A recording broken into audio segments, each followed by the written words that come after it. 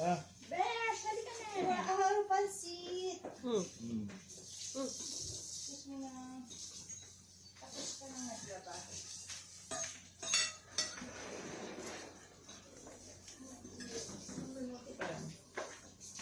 Ito na, Besh.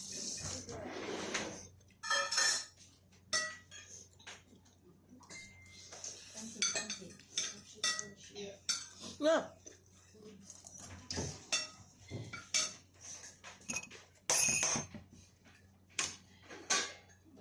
Ang gulay. Sarap nga. Sarap ba? Ampre naman. Sinamahan mo na mo pa ng adobo. Diba? Perfect. Perfect combination. Sakto ha? Ay, billiard. Sakto ayos ha? Naman. Thank you. Sarap nyo kasi magluto. Ha? Masarap na kayo magluto. Marami sa isa. Yung tao, dami nga. Oh. Marami sa... Ang dami ko yata na sandok. Huwag kayo magpapagutom. Kasamang nagugutom.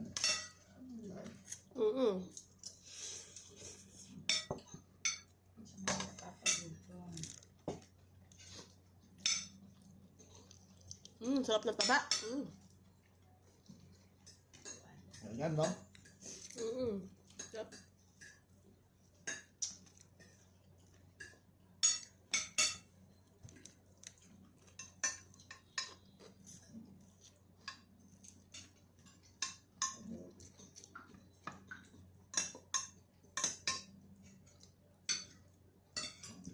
Sabi ni Jerry kanina, pansit daw, tapos sahugan ng baboy. Kaya may ganyan. Kaya pa, mas masarap pa.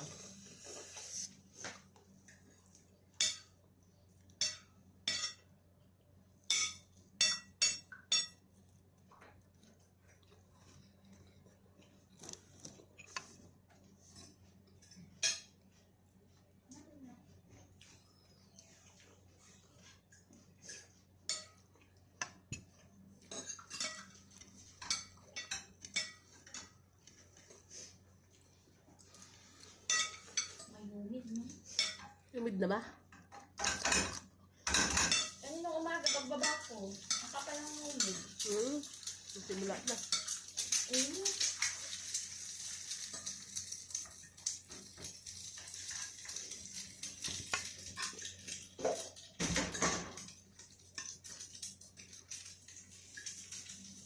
Swerte na nga, may araw ka. May ano ka, may liwanag ka.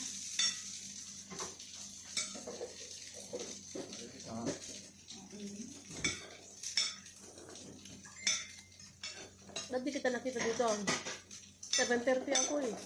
Ito. Nagtimpla ako ng kape. 7:30. Wala mo sa 7:30. Wala na akong masabi ko. Ano ko ang to? 7:15. Nababa ko ng bakit 7:10. Ay, kaya pala nga. Hindi ko naman nakikita ng umaga to. 7:10. Kaya pala pag 7:30 wala ka na dito. Ikaw kuya, mas maaga ka? Nadaan na Mas maaga ka. Pero yung bus mo, dumadaan 7:50. Nadaan na yung bus. 7:20. 7:20. Ako, sakto. Alas 7 ng ganito. Ito maaga kasi. Gago nga yung driver naman yan eh. Pag nalit ako, iwanan niya na ako. Pero pag sandali, On time ba siya? On time?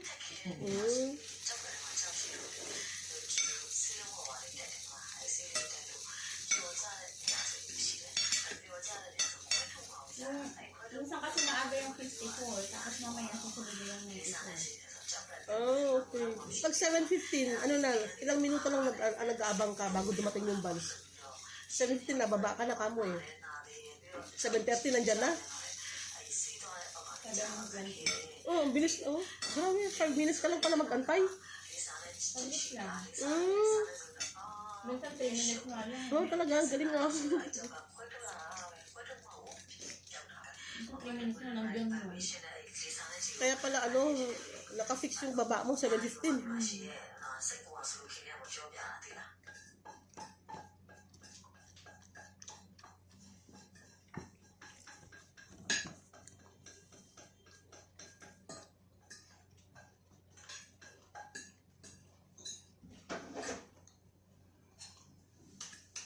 pag may pamok si Honey, maaga. Mas maaga pa. Maaga kami naluto.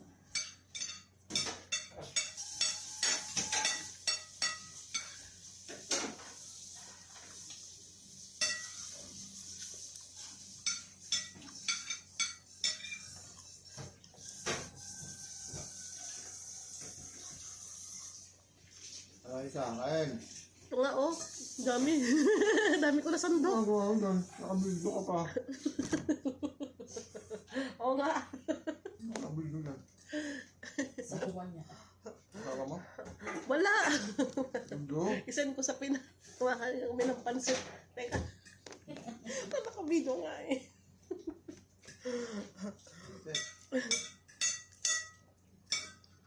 Minsan nagla-live.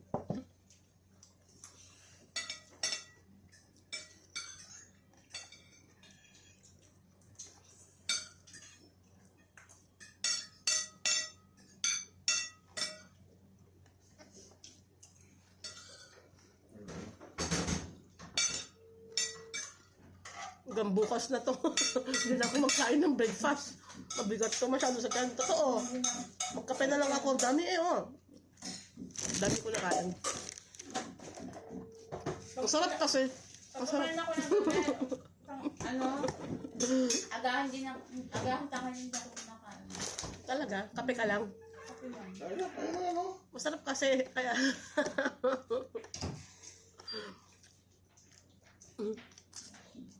Tawagin mo si Beshi.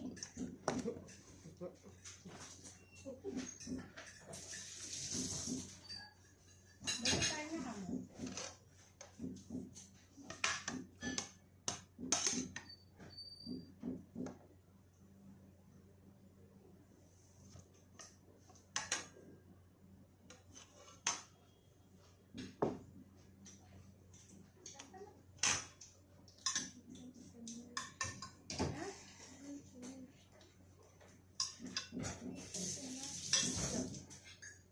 Oo daw. Kakape-kape ka na lang. Tapos pagdating sa office, ganun din. Kape-kape. Eh, di ba minsan may pakain pa yan kayo? Na order? Kahapon, 10 pizza. Dami. 10 box ng pizza. Ang dami oh. Bakit? May ano? Anong may, Kasama namin. may birthday?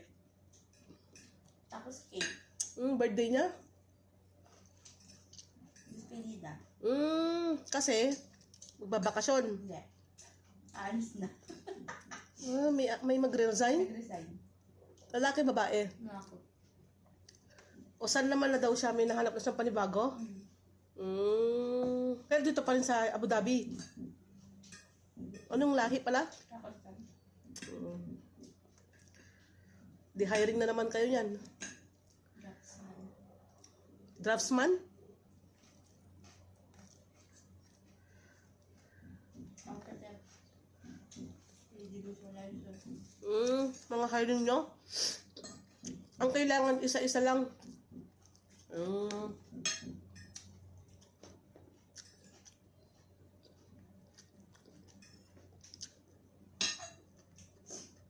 Hawak na nung malis IFC. Puro lalaki lang, pwede yan sa babae? Hindi. Architect, pwede sa babae? Pero yung draftsman, pang lalaki lang talaga. Meron din babae. Okay. Ilan na kayo bali Pilipino dyan? Dalawa. Ay, yung si kuya. Yung komisyon. Kamusta na pala yun? Mag-Amerika yun, di ba? Punta sa Amerika sa 8 Ngayon na. 5 na ngayon niya.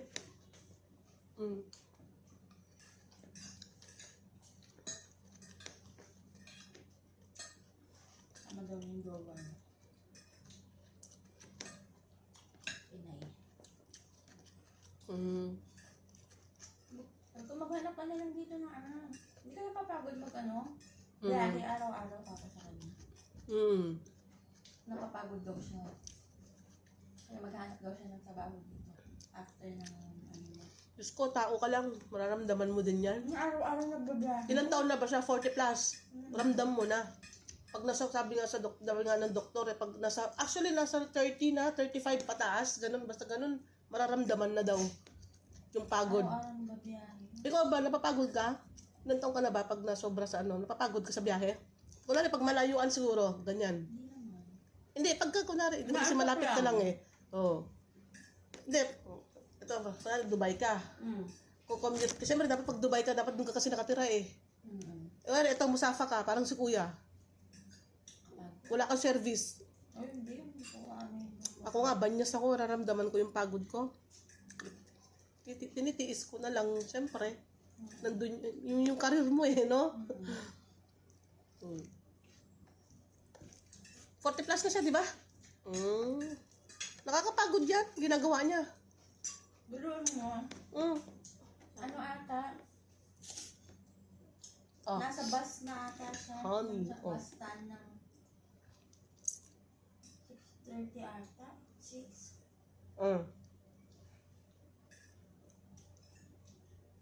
Ang pibiyahe mo.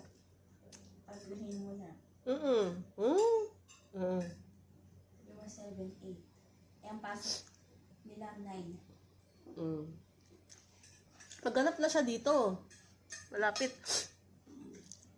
Dito sa city ah. Basta may malapit.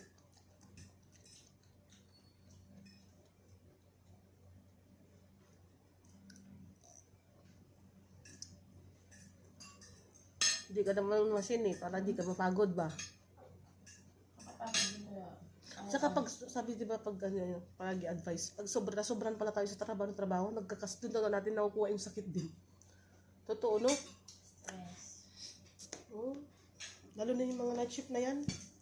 Ay, kamusta na pala yung natutulog dyan? Tapos na yung project nyo? Okay na, di ba? Inaprubahan na. Yung natulog dyan sa office. Okay na, no? Naaprubahan na ninyo, no? Yung Sila, dalawang option. Option 1, option 2. Yung option Ano yun ngayon? Submission. Yung option 2 yung nag-ill na. Okay na nga. Okay na, no? Pipili na lang ng... Inaantay na lang nila kung... Kasi yung kung ilang months bago matapos. Importante na ano na, pabruhan na. Pero ano na.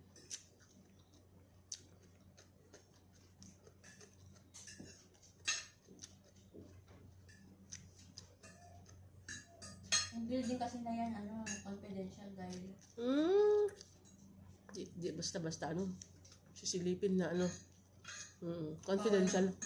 bawal nga isin sa WhatsApp eh. Talaga? Sa inyo, bawal yan ikalat sa inyo o kayo lang nakakalam? Bawal din?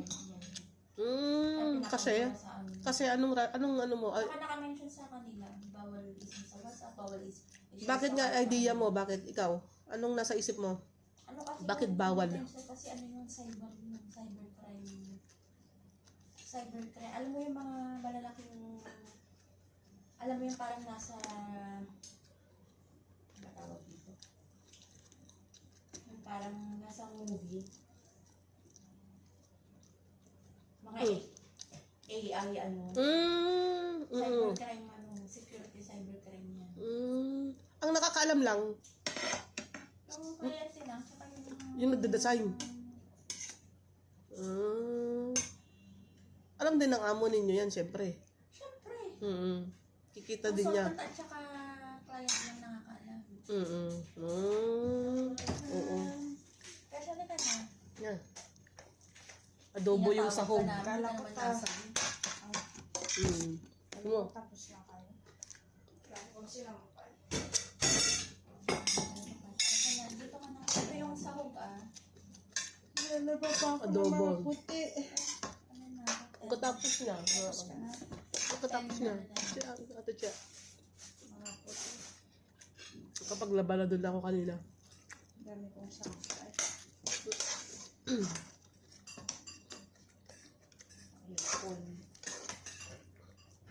Yan din pang ano mo dito. Mga biyernes di ako naglaba. Webe siya. Ito ang pang ano mo. Ay, may kutsara.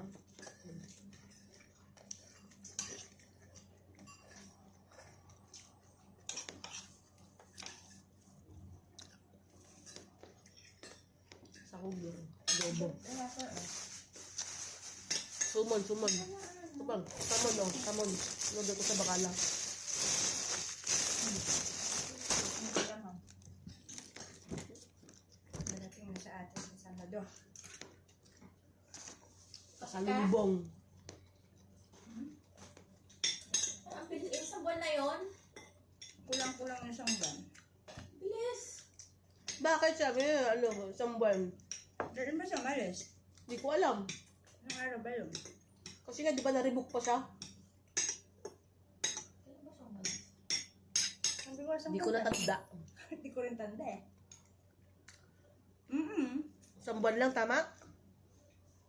Hindi ko tinawag sa atin yun. Nakatulog. Tahimik eh. Nakatulog yun. Tulog agad yan, baksak pag nauwi. Mamaya kayo. Kain lang yan sila, tapos Maaga din na nagiging. oo. Iwas na yan sa kanin masyado eh. Ano na, sumasakit yung batok. Takot ka na pag hindi ka kasi nagpapa-check up. Puyat pa mo. Puyat pa mo. Oh, kung may pang pa-check up ka naman, bakit di ka nagpapa-check up? Sus, Ginoo. Puyat pa kayo. Ulat ko. Puyat pa mo, puyat pa mo. O yung pagpupuyat mo ng nakaraan. Kaya nga. As in yung batok mo. Eh di tumaas yung mo, blood pressure. Ano, pineapple do. Oo, inom mo na agad ng pineapple. Saka ngumuya ka ng bawang. Correct. Ganyan na ginagawa ng tatay ko kasi ano sila sa... Ang ng bawang kanina. Ang papa ko high blood, ang mama ko diabetes. Ano ginagawa ko? Pag naramdaman ko na, ako, Ano pa man din yung dugo ko, nagpa-fluctuate. Eh mainit pa naman ang panahon ngayon. kinakainan ko na ng bawang. Pag nababad tayo sa mainit, hindi ba summer ngayon? Nakaka-stroke pati. Hindi ako lumabas kanina, sakit ng batok ko. Sabi ko sa boss ko, mag-work from home ako sila. Bakit ang sakit ng ulo ko? Hindi ka nagpapa-general check-up. Ako nga baka next month magpa-general check-up ako. Tagal ko na din hindi nagpa-check-up. Wow.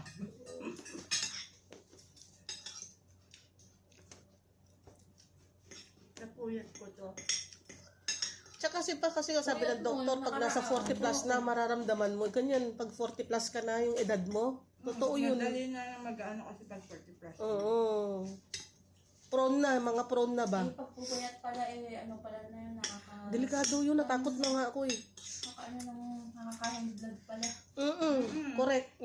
Mas malakas magpa-high blood Eto, ang 20 puyat ka sa low blood. 25 pa lang yata yun, 26 yung kapatid ni kuya. Yung nandyan. Matangkad. Oh, yung matangkad na high blood siya ah.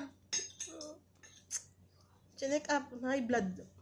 Kumain pa, wala rin. Laki naman kasi ng katawan niya. Tsaka night shift siya na palagi. Ang night shift ka lang. Night shift, wala daw sila. Dumating yan, nakikita Hindi siya nilalagay sa umaga. Pag bumababa Oo, na ako, hapon. nakikita ko yan pa-uwi pa lang. Ako din nakita ko. Hapon lumalabas. Ay, pagkadating niya, ganyan, papasok ako ng umaga. Nakikita ko nga siya. Di ba, kunwari, kinabukasan ng check up Tsaka niya. beer sila ng beer. Pampatulog. Bibigyan kasi sila Pampatulog nga daw. Parang ito, ginagawa na ito, pampatulog. Saka matupo. Ang beer, mabilis yan. Kakain sila ng Mag-hard. baboy. Tapos, Mag-hard ka na lang. Kinabukasan yung check up niya. Tulog sa Oh. beer. Kinabukasan yung check up niya. Ngayon, nagluto pa sila ng baboy. Walang Diyo na yan. Ba't mo pinagluto yung kapatid mo na baboy? Eh, yun kasi ang cravings daw niya. High blood. Yung chicken curry? Pork Kasi curry? yun lang. Pork curry? Saka nung daw siya ng mga Bakit hindi siya, ha? Ay, oo, yung sa kidney nga daw niya. Dahil sa sobrang puyat na. Kailan no? Nung Wala Ramadan? siyang off ng Nung Ramadan? Oo. Kawawa siya eh. Puro sabi ko nga sa kanya, sasabihin daw na i-rotation daw. I-rotate yung schedule. Sabi ko naman yun sa kapatid nito ni kuya. Mag-suggest siya sa manager nila na i-rotation. Delikado yan. Yung night shift na yan, delikado yan. Wala na pag malalaki. Pingutin mo tenga ko kasi yan ang palagi sabi ng doktor. Wag daw palagi. Call center. May namamatay. Ay, may namamatay. Oo, totoo. Call center. Madaming issue. Oo nga. Tapos sigarilyo sila ng sigarilyo. Stress. Pampaano ng stress kasi yun eh. Alam mo na, pagkabayan tayo, di ba? Pag di heart attack. Ay, madami. Sa edad nila na 22, 25. Uy, nabalitaan nyo? 22 years old, kabayan natin. Namatay sa vape. Bata, 22, sa Pinas. Call center. Vape, sa vape. Agent. Kasi agent, sa call center yun. Araw-arawin ba naman niya daw kasi mag-vape? Gagawin gano'n? Ang vape kasi parang yosi kasi yan. Araw-arawin mo ba naman eh? Ang vape kasi paloob yun niya. Araw-arawin mo pa. Araw-arawin daw niya kasi. 2 years daw siya nagve-vape. 2 years na araw-araw. Yun ang sabi sa interview. Siguro nagiinom pa yan. Malamang. Diba? Hindi mo pa yan maano, baka nagyoyosi pa yan bukod sa nagve-vape. Lahat na lang tikman na. Ano sila, gising. Ay, Alam mo naku. naman yung mga lalo pag sa Makati area, mga sosyal. Ganun sila. Ang bata pa niya eh. Patay agad. 22 pa lang yun yung bata na yun. Nito lang, 3 days ago, 2 days ago. Wala na, nasayang na ano, no? Pangarap sa buhay. Eh sabi ng mga comment na kabayan, bakit dapat huliin yung mga yung nagbebenta? Kasi hanggat may nagbebenta, may bibili. Ay, siyempre, alam mo naman. Doon magsimula sa nagbebenta dapat. Yun ang ipasara. Negosyo nila yun eh. Di ipasara. Sabi, Yung kasi nga, hindi mapahinto. Kaya nga, mas ano Vape pa yung pa kaya. oh, tapos Hindi mapapahinto tapos sabi yan. sa mga comment, ipasara na lang yung factory pagawaan. Self-discipline lang yan. Pagawaan, ipasara. Ganyan mga, siyempre, kanya-kanyang komento na yan. Self-discipline lang yan. warning. Sabi, may nakalagay na may isa pang comment. May nakalagay nga dangerous to your health. Bakit pa rin gumagamit? May warning na nga. Diba nakalagay naman sa cigarette? Kaya nga, so nasa tao. May warning na nga. May warning na nga.